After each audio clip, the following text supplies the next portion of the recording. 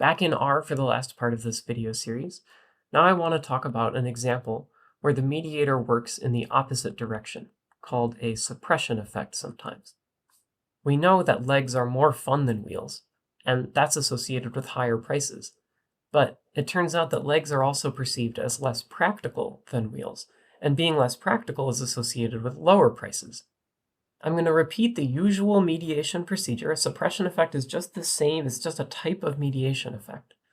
So first I'm going to fit a regression model with legs predicting price to get the total effect, which is the same total effect we've been working with all along, the overall price difference between robots with legs and those with wheels.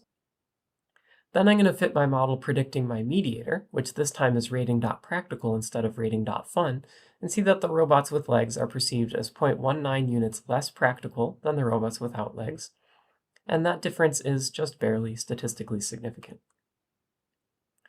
And finally, I have my more complex model predicting price that has the legs indicator and the rating.practical variables, showing that practicality ratings are positively associated with price, adjusting for whether the robot has legs or not, and that association also is statistically significant.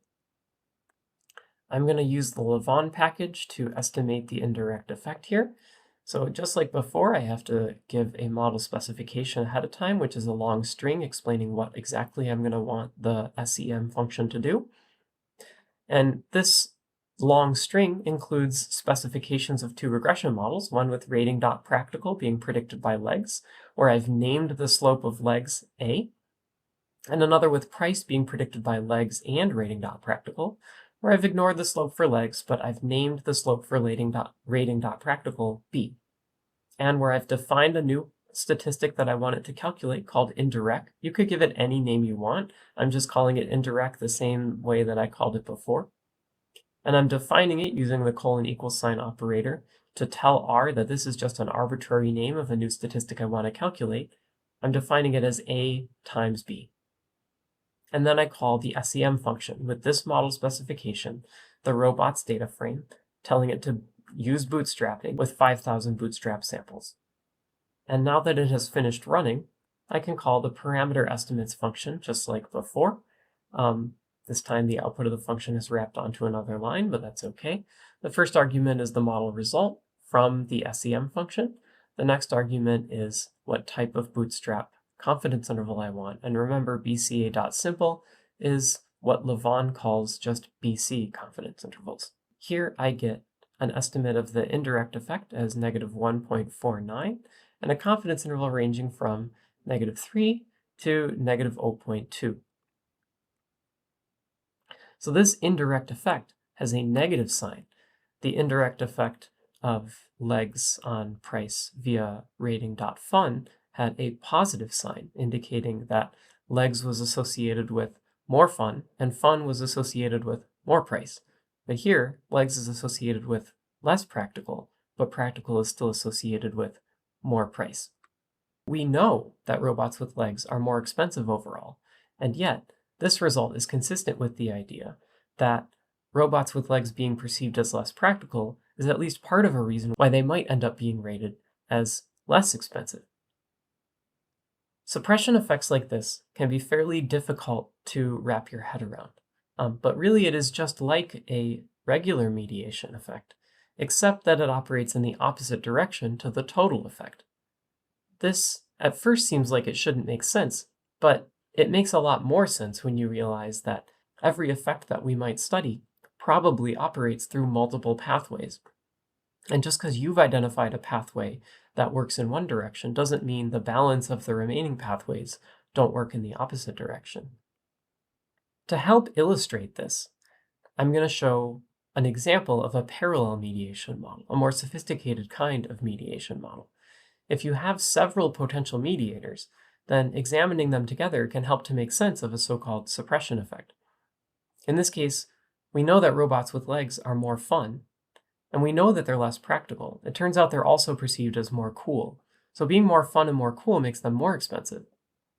But being perceived as less practical makes them less expensive. And the fun and cool aspects overpower the practical aspect, which is presumably why, on average, they're more expensive overall. I'm going to use the Levon package for this. I'm going to include all three potential mediators in the same structural equation model. So here's the model specification. I'm going to start it running.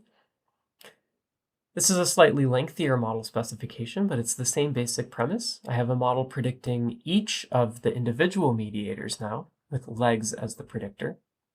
I've decided to call the slope of legs in the first model predicting rating.fun A1, A2 predicting practical, and A3 predicting cool.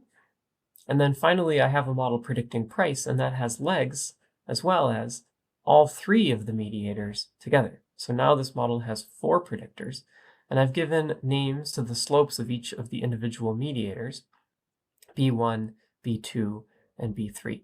So I'm thinking of fun as the first mediator, practical as the second mediator, and cool as the third mediator. Each mediator has its own A path and its own B path, and that's why there are 3 regression models predicting mediators to get the 3 different A paths, and 1 lengthier regression model predicting the price variable, because all of the B paths come from the same model and they all adjust for each other as well as the slope of legs. Then I have to define my 3 indirect effects, which I've decided to just name indirect.fun, indirect.practical, and indirect.cool.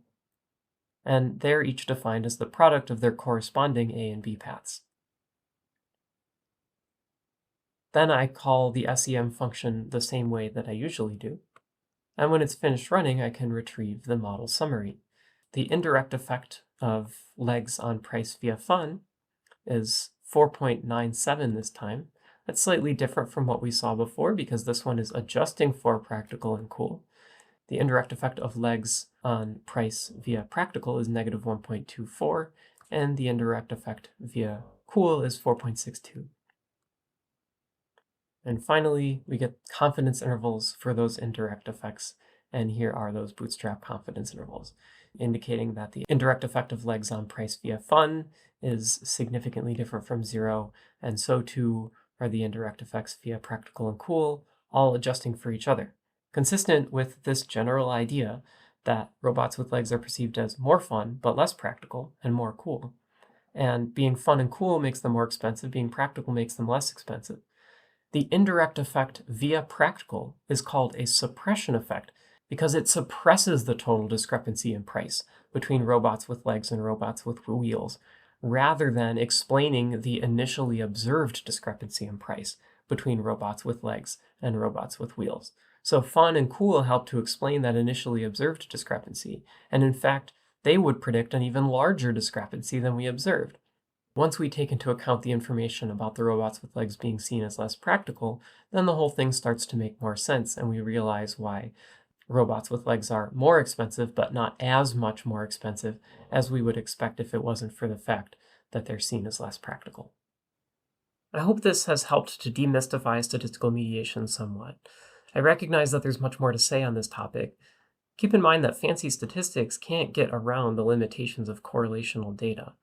The point of this method is to estimate the extent to which the mediator can help explain the observed effect, with the caveat that we don't know if the mediator is a causal agent on its own.